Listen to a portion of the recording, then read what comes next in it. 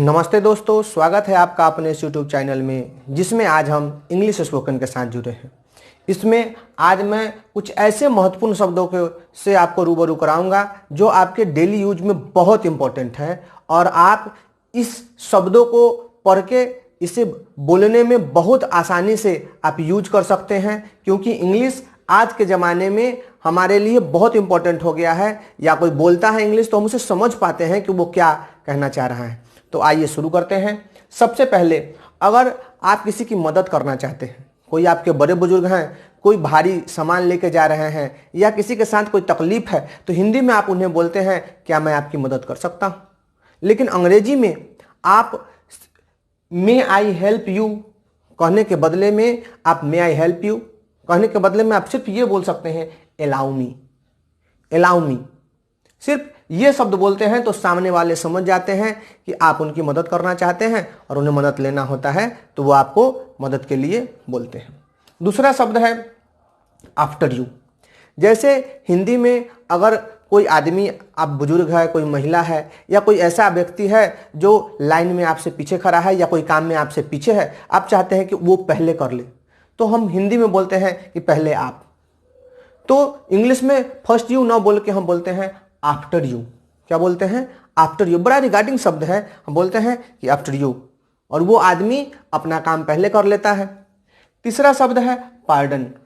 Pardon ये use कहाँ किया जाता है? जैसे कि फोन पे हम बात कर रहे हैं, फोन पे बात करते करते अगर किसी का आवाज हमें सुनाई नहीं देता है तो हम उसे बोलते हैं पार्डन प्लीज। या आप क्लास में कहीं पे पढ़ रहे हैं, वहां पे शिक्षक ने कुछ कहा और आपको सुनाई नहीं दिया, तो आप बोल सकते हैं आई बेग यू पार्डन। या कोई बच्चा, आप शिक्षक हैं, कोई बच्चा आपको कोई बात बता रहा है या कोई बात सुना रहा है, कोई चीज़ आपने रिमेंबर करने के लिए दिया है, वो याद करके आया है लेकिन आपने सुना नहीं वो क्या बोला, तो आप उसे बोल सकते हैं पार्डन। पार्डन कहने का मतलब क्या है कि मैंने सुना नहीं, कृपया दोबारा बोलिए। तो इतना बड़ा वाक्य बोलने से बदले में आप सिर्फ एक शब्द बोल सकते हैं, पार्डन। या कोई आपसे बड़ा है और आप उसको रिगार्डिंग करके बोलना चाहते हैं तो आप बोल सकते हैं आई बेग यू पार्डन। जैसे इंग्लिश में गोल्डन वर्ड्स हैं, प्लीज, सॉरी और थैंक यू, वैसे ही ये मैं ये सोचता हूं कि ये सिल्वर वर्ड्स हैं। ये भी बहुत यूज किए जाते हैं silver words, allow me, after you और पार्डन। आप इसका प्रयोग कर सकते हैं, बहुत अच्छा। ये इससे आपको समझा जाएगा कि आपको इंग्लिश की अच्छी नॉलेज। अगले शब्द हैं हेलो या हाय। तो जब हम किसी से मिलते हैं तो उसे बोलते हैं हेलो या हाय। ये शब्द रिगार्डिंग के हैं। अंग्रेजी में आप किसी से हिंदी में मिलते हैं तो पूछते हैं क्या हाल चाल है, आप कैसे हैं, आप क्या। अंग्रेजी में सिर्फ ये शब्द बोल देते हैं, हेलो, हाउ आर यू, या हाय, हाउ आर यू। हाय और हेलो बड़ा ही इंपॉर्टेंट और बड़ा ही चला हुआ है। आज के मॉडर्न इंग्लिश में इसका बहुत प्रयोग किया जाता है। और जब हम किसी से विदा लेते हैं, किसी से मिलकर जाते रहते हैं, तो इसे हम बोलते हैं बाय या गुड बाय। बाय या गुड बाय का भी प्रयोग किया जाता है। या जब हम जाते रहते हैं तो बोलते हैं कि फिर मिलेंगे आपसे मिलकर अच्छा लगा, तो ये क्या बोलते हैं, सी यू अगेन। कि हम फिर मिलेंगे आपसे तो बोलते हैं सी यू अगेन। या बोलते हैं नाइस टू मीट यू, आपसे मिलकर बहुत अच्छा लगा, नाइस टू मीट यू। या कोई बात बोलते रहते हैं तो ओके शब्द का भी प्रयोग बहुत ज़्यादा होता है। कि कोई बात आप कहते हैं कि ये काम कर लीजिएगा या ऐसा होना चाहिए और आप उसे सपोर्ट करना चाहते हैं तो आप बोलते हैं कि ओके। तो जैसे ये सिल्वर वर्ड्स हैं, जैसे वो 3 गोल्डन वर्ड्स हैं और ये सिल्वर वर्ड्स हैं, तो वैसे ही ये क्या है, ब्राउन्स वर्ड्स भी कहा जा सकता है। अंग्रेजी में बहुत ज़्यादा यूज होने वाले ये कुछ शब्द हैं जिसका आप प्रैक्टिस करके, बोल के, अपने दिनचर्या में इसे ला के आप अपने आप को इम्प्रूव कर सकते हैं, जिससे आपका आत्मविश्वास भी बढ़ेगा। कुछ और शब्द हैं जो मैं आपको बताना चाहता हूं। जैसे हम कभी कभी बोलते रहते हैं कोई बात और सामने वाला उसे उस तरह से नहीं समझ पाता है जिस तरह से कि हम उसे बताना चाहते हैं, या वो बात नहीं समझ पाता है जो हम उसे बताना चाहते हैं, तो हम बोलते हैं कि मेरा ऐसा इरादा नहीं था, या मेरे कहने का मतलब ऐसा नहीं था। तो उसे अंग्रेजी में हम कैसे बोलेंगे कि such was not my intention at all. Such was not intention my at all. Such was not my intention at all. ये बोलते हैं, इसका मतलब क्या होता है कि मेरा इरादा ऐसा नहीं था, या मैं इस इरादे से ये बात नहीं कह रहा था। Such was not my intention at all.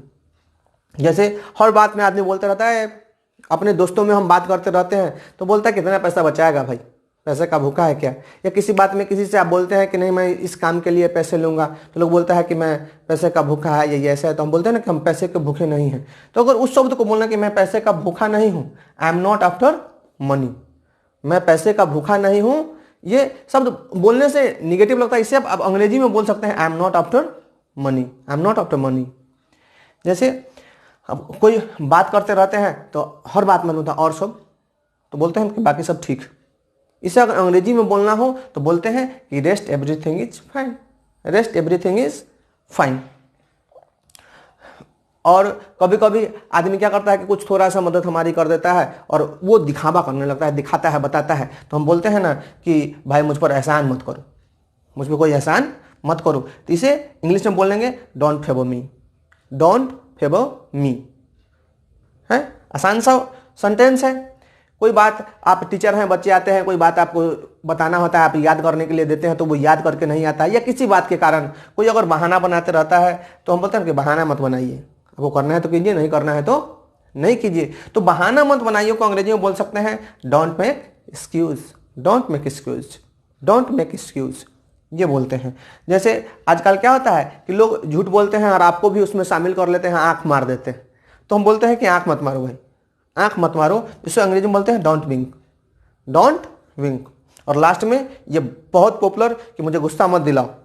अक्सर शिक्षक या अक्सर गार्जियन या अक्सर जो लोग हैं वो इस बात को यूज करते हैं, इसे अंग्रेजी में यूज कर सकते हैं कि डोंट मेक मी एंग्री। इन सभी शब्दों को हम अपनी दिनचर्या में प्रयोग कर सकते हैं। आप गार्जियन हैं, शिक्षक हैं, विद्यार्थी हैं, तो आप इन शब्दों को अंग्रेजी के बोलचाल की भाषा में इसे प्रयोग कीजिए और अपने आत्मविश्वास को बढ़ाइए, अपने बच्चों को अंग्रेजी सिखाइए, अपने बच्चे को अंग्रेजी बोलने में आप इंप्रूव कर सकते हैं, उनके साथ बोल सकते हैं। तो और सब शब्दों के साथ और भी शब्द जो इंपॉर्टेंट शब्द है उसके साथ मैं फिर आपसे जुड़ूंगा। तब तक के लिए बहुत बहुत धन्यवाद।